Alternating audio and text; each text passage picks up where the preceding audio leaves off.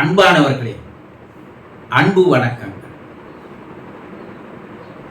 மரணப்படுக்கையில் இருப்பவர்கள் ஒரு சிலரை மனதை பற்றி ஆராய்ச்சி செய்கின்ற ஆராய்ச்சி வல்லுநர்கள் அவரிடம் நேரில் சென்று அவர் இதுவரைக்கும் வாழ்ந்த வாழ்க்கை எப்படிப்பட்ட வாழ்க்கையாக இருந்திருக்கிறது என்பதை பற்றி பல கேள்விகளை கேட்டு பதில்களை பெறுகிறார்கள். இன்னும் அரை மணி நேரத்தில் இறக்க போறார். அது நிச்சயமாயிடுச்சு. மருத்துவர்கள் சொல்லிட்டாங்க, இன்னொரு 30 நிமிடம் 1 மணி நேரம் அவர் உயிரோடு இருப்பார், அதற்கப்பால் உயிர் போய்விடும். இறந்து போக போறவர்கிட்டயே சொல்லிட்டாரு, நீ 1 மணி நேரத்துக்கு மேல இருக்க மாட்ட, நீ இறந்துருவ. அந்த நேரத்துல இந்த மனவியல் அறிஞர்கள், நீங்க வாழ்ந்த வாழ்க்கை உங்களுக்கு சந்தோஷமா தான் இருந்ததா, ஆனந்தமா தான் இருந்ததா, மகிழ்ச்சியா தான் இருந்ததா, இன்பமா தான் இருந்ததா, ஒரு வாழ்க்கையை பரிபூர்ணமா முழுமையா வாழ்ந்துட்டேன்ற எண்ணம் உங்களுக்கு இருக்குதா, சொல்லுங்க பார்க்கலாம் அப்படின்னு கேட்கிறாங்க. அதுக்கு அவர் என்ன பதில் சொல்றாங்க? அவங்க எல்லோருமே, அவர்கள் பேட்டி கன்ற எல்லோருமே சொல்லுகின்ற பதில் நம்மை திகைக்க வைக்கிறது, ஆச்சரியப்பட வைக்கிறது, நம்மை நாமே சிந்தித்து பார்க்கின்ற ஒரு தருணத்தை தருகிறது. என்ன, என் வாழ்க்கை அவ்வளவு சீக்கிரம் முடிஞ்சிச்சா? நான் 80 வயது வாழ்ந்திருக்கிறேன் என்று சொல்ல 80 வயது ஆகிறது எனக்கு என்று. ஆனா 80 வயது வாழ்க்கை இவ்வளவு சீக்கிரம் முடிந்து விட்டுதான். இப்பதான் பிறந்த மாதிரி இருக்குது, பல ஆண்டுகளுக்கு முன்னாடி இப்பதான் பள்ளிக்கூடம் போன மாதிரி இருக்குது, படிச்ச மாதிரி இருக்குது, இப்பதான் கல்லூரி போன மாதிரி இருக்குது, இப்பதான் திருமணம் பண்ணிக்கிற மாதிரி இருக்குது, இப்பதான் பிள்ளைகளை பெற்ற மாதிரி இருக்குது. அதுக்குள்ள 80 வருஷம் ஓடிச்சா? அப்போ எனக்கு நான் வாழலையா?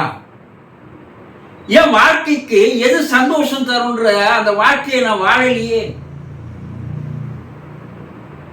எனக்குன்னு வாழ்ந்த காலமே இல்லையே. 20-25 வரைக்கும் படிக்கிற ஆர்வத்தில் இருந்து விட்டேன். அது வரைக்கும் அது வாழ்க்கை என்னன்னு எனக்கு தெரியல. எது சந்தோஷம், ஆனந்தம், இன்பம், மகிழ்ச்சின்னு தெரியல. அந்த நேரத்தில் திருமணத்தை பண்ணி வைத்து விட்டார்கள். இப்போ மனைவிக்காக, கணவனுக்காக வாழ வேண்டிய கட்டாயத்துக்கு ஆளாக்கப்பட்டேன். 2 வருடத்துல 1 வருடத்துல பிள்ளை வந்து விட்டது, பிறந்துட்டான். இப்போ பிள்ளைக்காக வாழ ஆரம்பித்தேன். அவனை படிக்க வைத்து, அவனை ஆளாக்கி, அவனை வேலைக்கு அனுப்பி, அவனுக்கு திருமணம் பண்ணி, அவன் பிள்ளைகளை பெற்றெடுத்து, அந்த பேரன் பேத்திகளை வளர்த்து ஆளாக்கி, இப்படியே என் வாழ்க்கை போயிடுச்சு. கண் மூடி கண் திறப்பதற்குள் என் வாழ்க்கை ஓடிடுச்சு. எனக்கு நான் வாழ்வே இல்லையே. சரி, இந்த வாழ்க்கை எல்லோரும் தான் வாழறாங்க, அது போல ஓடி விட்டது, நதி நீர் ஓடுற மாதிரி என் வாழ்க்கை ஆயில், என்னுடைய வயசு ஓடிடுச்சு.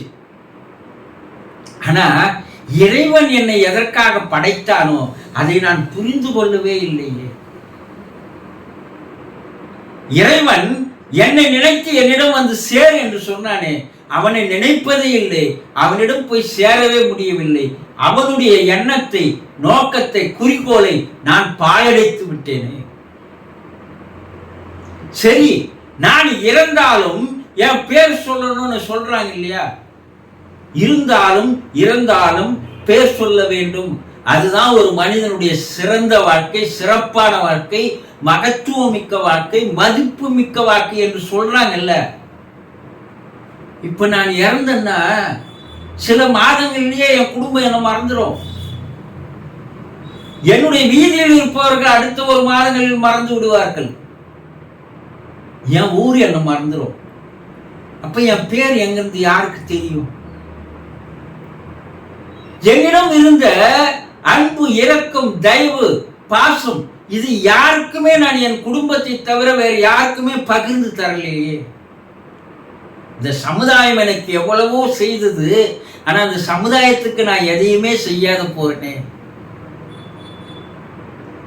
இப்படி பல்வேறு வருத்தங்களை அவர்கள் வைக்கிறார்கள். ஒன்று இரண்டு அல்ல, நூற்றுக்கணக்கான வருத்தங்களை வைக்கிறார்கள். வாழத் தெரியாமல் வாழ்ந்து விட்டேனே, இப்போ வாழ்க்கை போய் கடைசி கட்டத்தில் நான் நிற்கிறேனே, ஐயோ இந்த வாழ்க்கையை வேறு மாதிரி வாழ்ந்திருக்கலாமே, இந்த உலகம் என்னை நினைக்கின்ற அளவுக்கு வாழ்ந்திருக்கலாமே, இனி ஒரு பிறப்பு எனக்கு கிடைக்குமோ கிடைக்காதோ. கண் கட்ட பிற்பாடு சூரிய நமஸ்காரம் என்று சொல்வார்கள். அது போல கண் இருக்கும் போது சூரியனை வணங்காமல் கண் கட்ட பிற்பாடு சூரியனை வணங்க வேண்டும் என்று கேட்டுக்கொண்டது போல, வாழ்நாள் வயது ஆயுசு இருக்கும்போது இப்படித்தான் வாழ வேண்டும், மற்றவர்கள் நம்மை போற்ற வேண்டும், பாராட்ட வேண்டும், மதிக்க வேண்டும் என்பதையெல்லாம் நினைத்து பார்க்காமல் கண்டதே காட்சி கொண்டதே கோலம் என்று வாழ்ந்துவிட்டு சிற்றின்பத்திலே சிக்கிய ஈகளைப் போல நாமும் அதில் மாட்டிக்கொண்டு பேரின்பம் அடைவதை, இன்ப ஆனந்தம் அடைவதை, இறைவனை உணர்ந்து கொள்வதை, இறைவனை அறிந்து கொள்வதை, அந்த நிரந்தரமான அந்த இன்பத்தை சுவைப்பதை விட்டுவிட்டு இப்படி வாழ்ந்து விட்டேனே என்று கடைசி காலத்தில் யாரை நினைக்கிறார்கள்? இறை இன்பத்தை நினைக்கிறார்கள், இறைவனை நினைக்கிறார்கள், தன்னுடைய வாழ்க்கையை திருப்பி பார்க்கிறார்கள். இதெல்லாம் ஒரு வாழ்க்கையா? இப்படியெல்லாம் நாம் வாழ்ந்திருக்கிறோம், எவ்வளவு கேவலமான வாழ்க்கையை நாம் வாழ்ந்திருக்கிறோம் என்று அவர்கள் கூறுகின்ற வருத்தங்களை எல்லாம் படித்து பார்த்தால் நமக்கு மிகவும் மன வேதனை அளிக்கிறது. அவருக்கு எதுக்கு இந்த மனவியல் மருத்துவர்கள் இதையெல்லாம் போய் இன்னும் அரை மணி நேரம் ஒரு மணி நேரத்துல இறந்து போறவனை கேட்கிறாங்கன்னா, அவர்கள் சொல்லுகின்ற அந்த வருத்தங்களை எல்லாம் பார்த்து இப்போது உயிரோடு வாழ்ந்திருக்கின்ற மனிதர்கள் இப்போவாவது தன்னுடைய வாழ்க்கையை மாற்றி அமைத்துக் கொண்டு நல்ல எண்ணத்தோடு, நல்ல சொல்லோடு, நல்ல செயலோடு, நல்ல சிந்தனையோடு, தெளிவான ஒரு கூர்மையோடு, விவேக திறனோடு இந்த வாழ்க்கையை ஒவ்வொரு நாளையும் ஒரு அற்புதமான வாழ்க்கையாக மாற்றிக்கொள்ள மாட்டார்களா என்ற ஒரு ஆசை அந்த மனவியல் அறிஞர்களுக்கு இருந்திருக்கிறது. ஆக இதையெல்லாம் கேட்கின்ற நீங்கள் உங்கள் வாழ்க்கையை மாற்றி அமைத்துக் கொள்ளுங்கள். நிரந்தரமான இன்பம் எது? அதை தேடுங்கள். நிரந்தரமான மகிழ்ச்சி எது? அதை தேடுங்கள். அளவிட முடியாத ஆனந்தம் எது? அதை தேடுங்கள்.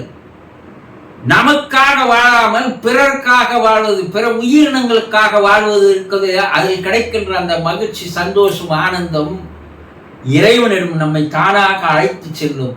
இறைவன் உனக்கு நிரந்தரமான ஒரு மகிழ்ச்சியை, இன்பத்தை, ஆனந்தத்தை தருவான். அதுதான் வாழ்க்கையினுடைய குறிக்கோள், லட்சியம், இலக்கு.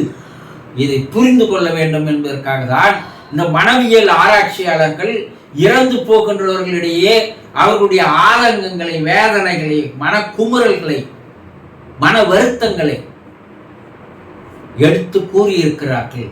ஆக வாழ்க்கையை மாற்றிக்கொள்ளுங்கள்.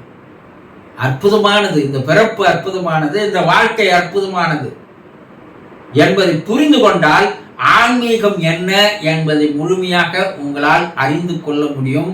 அதுவே ஒரு ஆரம்பமாக, ஆர்வமாக உங்களுக்கு அமைந்துவிடும் என்பதை தெள்ளன் தெளிவாக தெரிந்து கொள்ளுங்கள். சந்தோஷம்.